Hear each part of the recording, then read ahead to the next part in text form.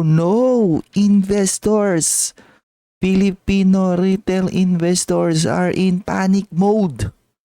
Nagsisilayasan na sila sa Pilipinas. Looking for some opportunities elsewhere. Diba? Yun yung malupit dyan. Meanwhile ako, I'm loyal to the Philippine stock market and I'm still up year to date. 23.6% still massively outperforming PSEI, FM ETF, and even outperforming the US market.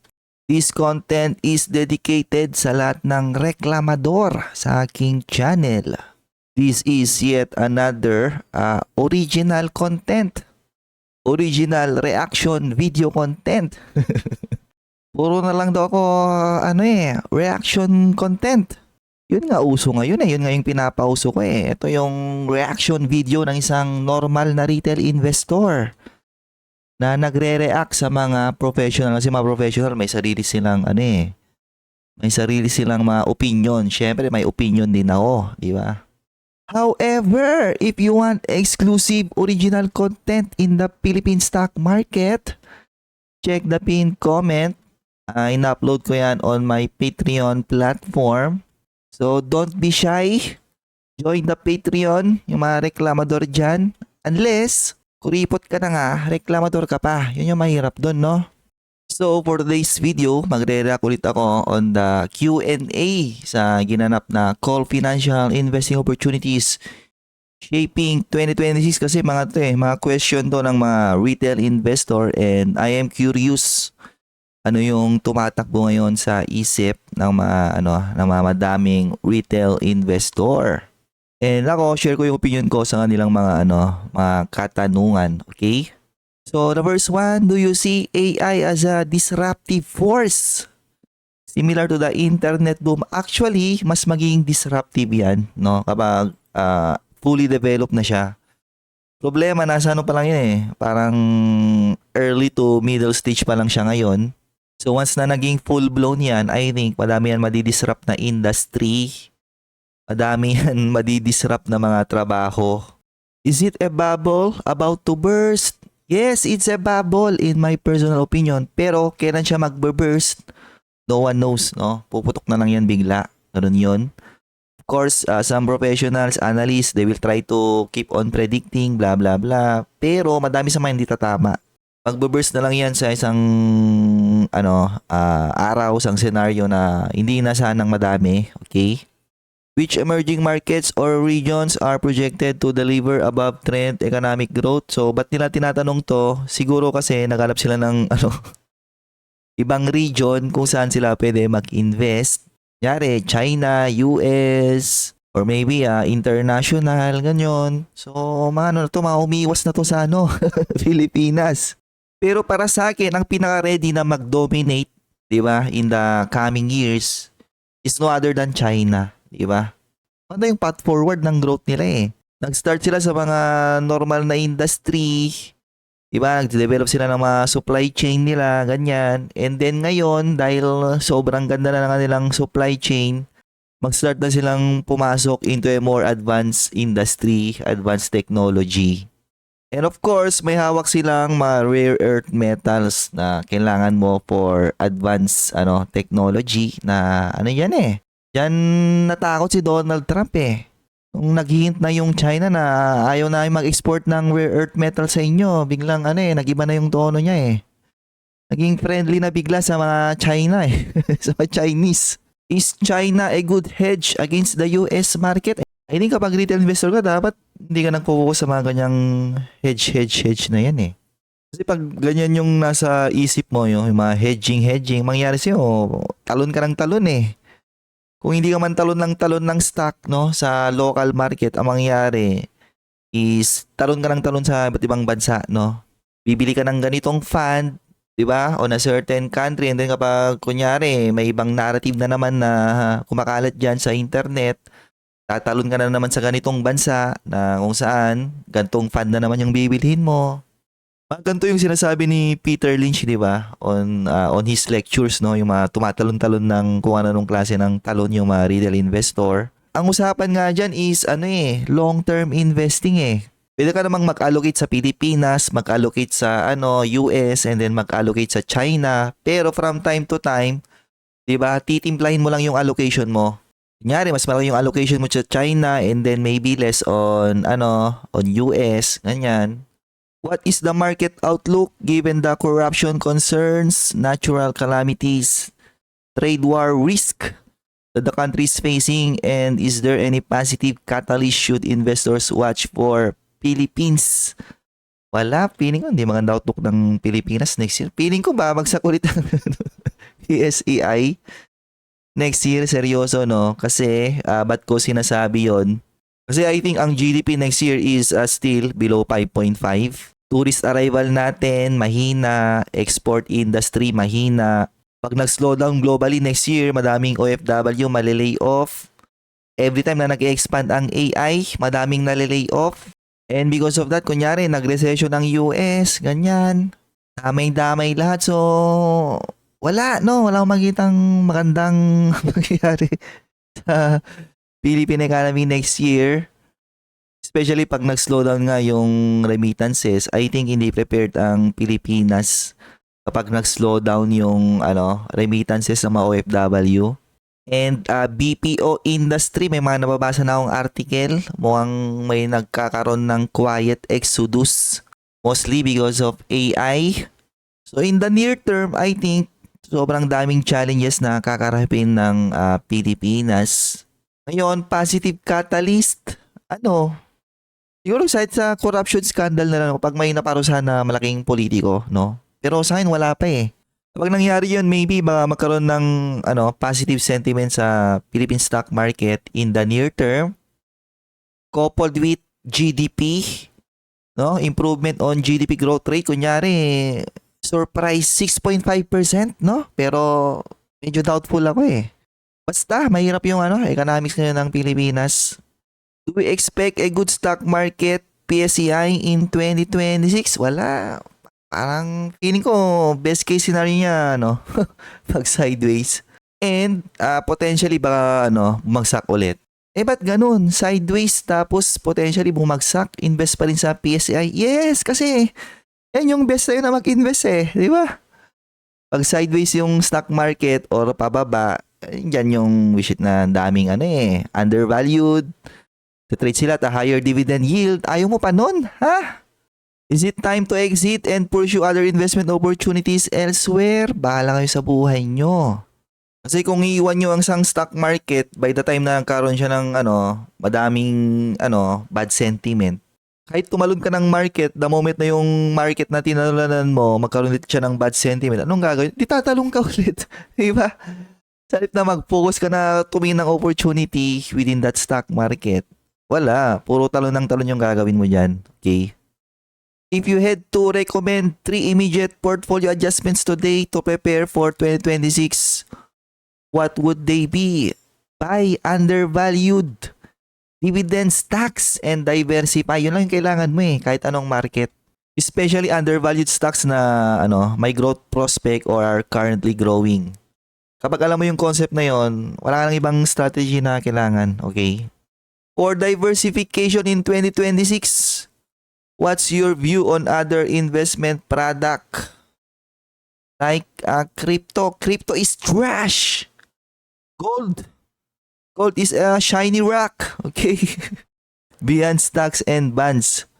Hindi magandang pagsamahin ng crypto, gold, tsaka stocks no? Kasi pag bumili ka ng crypto tsaka gold is a bet na magka-crash yung economy, mag-crash yung yung financial system. Therefore, pag nag-crash yung economy and the financial system, malamang magka-crash yung stocks, magka-crash yung bonds, di ba?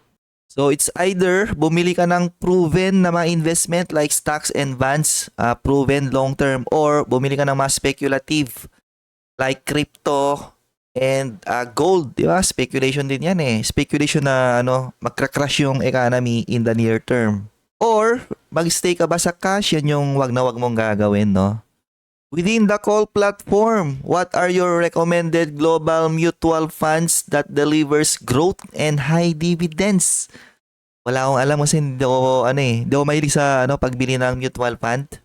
Pero pag bibili ka ng mutual fund, huwag kang mag-focus sa dividend, no? Focus ka sa total return ng fund.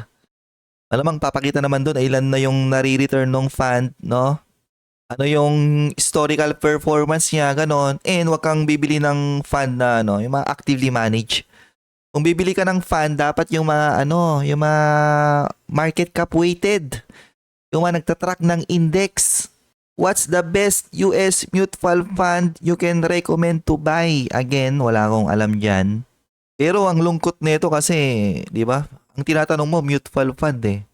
Kung sa ano to, no, sa US, no, ang tinatanong doon ETF, Exchange Traded Fund kasi sila yung low cost. Malit yung annual management fee nila compared to ano, mutual fund. Kasi sa Pilipinas, yan pa rin yung ano, yan yung uso. It is what it is. Would it be very impossible or unhelpful to schedule a portfolio feedback with call management? Papa-assess mo yung portfolio mo. When are your doors open for, hindi ko alam kung may ganyan silang service, no? Pero ang call, kapag nagkaroon ng panic sa stock market, normally gumagawa yan ng ano eh. Gumagawa yan ng mga live stream nila, okay, para pakalmain yung public, ganyan. Kasama yung iba't iba nilang mga analyst. What criteria does call use to onboard new funds into fund source and which team? I don't know, no? Kasi hindi ako familiar sa mga in-offer nila. So, merong tanong dito pero hindi ko mahanap. Ayan o, concerns on China as a communist country.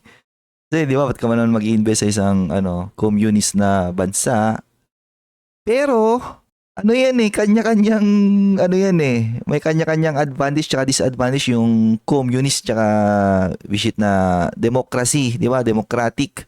Ngayon pa lang sa Pilipinas, di ba, yung democracy, dami na niyang, disadvantage eh.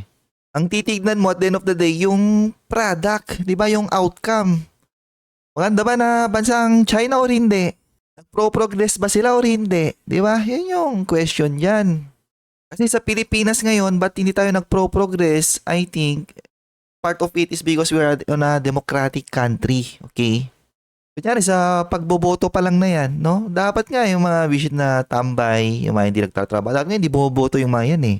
Pero dahil nasa democratic na bansa tayo, nakaboto sila. Eh ang problema, sila yung madaling masulsulan eh, di ba? Sila yung mga yung mga biktima ng vote buying, yung mga estudyante, mga Gen Z, dapat di boboto yung mga ganyan eh. Ang visit na mga entitled, kabata-bata pa lang, puro entitled na yung karamihan diyan eh. Dapat di boboto yung mga ganyan eh.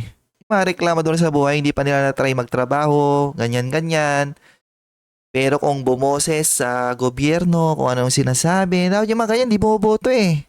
So, kanya-kanyang advantage and disadvantage. While yes, communist ngayon ang China, pero the outcome, bilis nila mag-grow eh. Yung di mo matatanggal sa kanila. Which is more important, profitability or liquidity? Parehas eh, di ba?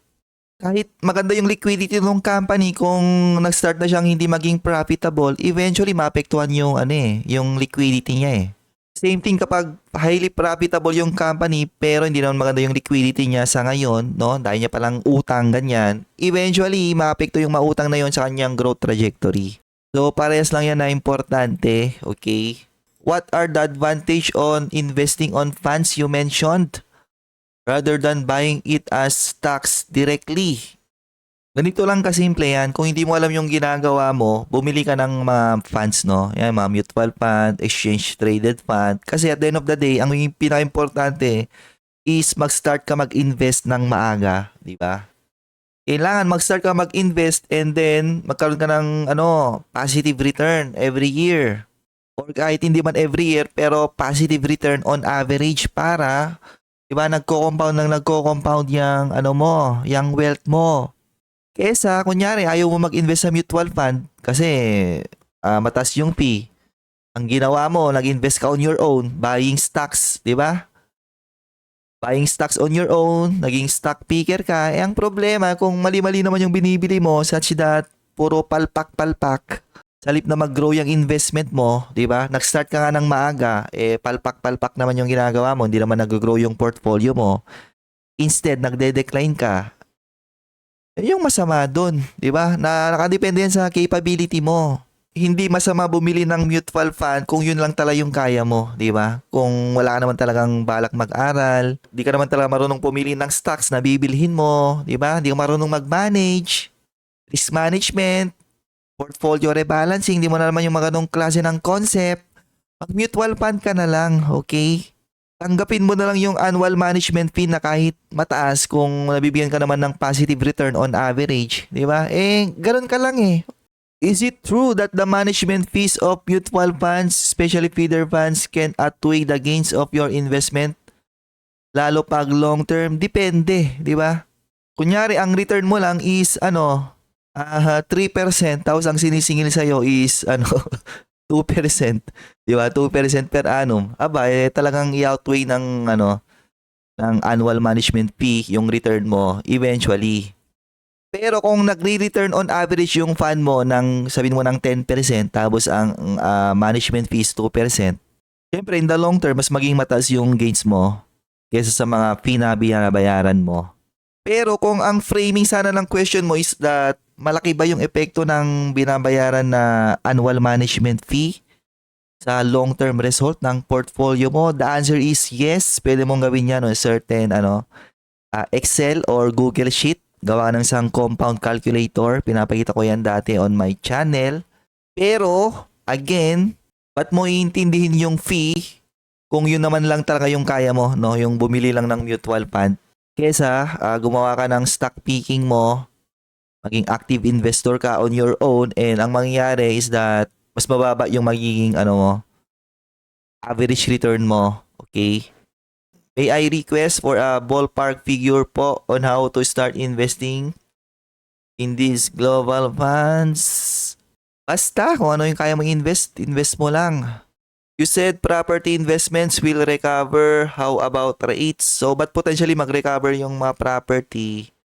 Una-una yung interest rate environment, di ba? Kasi capital intensive ang mga property sector. So pag mababa yung interest rate, mas cheaper yung kanilang capital na gumawa, 'di ba, ng kanilang madaming properties. And pag mababa yung interest rate, baka mas doon maengganyo, 'di ba, yung mga consumer na bumili. How about REITs? Ganun din, no? Pag pababa yung interest rate, yung yield ng mga REIT naging attractive. Kunyari, ang prevailing interest rate is kunyari next year no, tuloy-tuloy sila and then eventually naging 3% na lang. Yung mga REIT, nagde-trade sila around 5% yield, 'di ba? Doon sila naging attractive and doon nagkaroon ng capital rotation. So yung ibang investor ibebenta nila yung kanilang ibang mga passive income na nag-yield ng mga 3%, 3.5. And then bibili sila ng mga REIT na mga 5%, ganon. And because of that capital rotation, doon nagkaroon ng potential capital appreciation yung mga REIT. We have seen global conflicts in 2025 on a higher scale than in the past 5 years. Seeing from how the global markets react in this year, how do global wag mo na intindihin to. Ang global conflict. Kapag retail investor hindi mo na inintindihan eh. Bakit? Kasi every year may global conflict. Or kahit sabi mo lang every decade may mamalalaking global conflict. Ganun talaga eh. It is what it is. May kanya-kanyang paniniwala, may kanya-kanyang mundo, yung mga iba't ibang iba't ibang bansa. Magbasa ka ng news 1 decades ago, malamang may mamagita ka din diyang mga global conflict.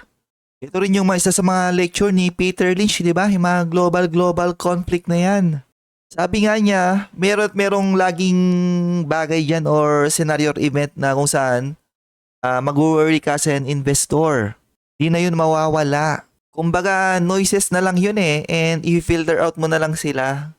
Kunyari, nagkaroon ng global conflict and on that conflict, naisama ang Pilipinas, no? Na-force tayo sa gera, ganon. Isipin mo ba yung investment mo pag ganon? Ang isipin mo nun yung survivability mo eh, di ba? Then after ka mag-survive, di ba, doon mo palang isipin yung pera mo eh. Yung yung asset mo eh, yung investment mo, ganun 'yon. Kaya it's pointless na na pagtuunan ng pansin yung mga global conflict na nade-develop every year. Kasi pag ginagawa mo 'yon, maging masyado kang pessimistic. And kapag pessimistic ka, tataman kang maghanap ng opportunity. And I think, ayun lang.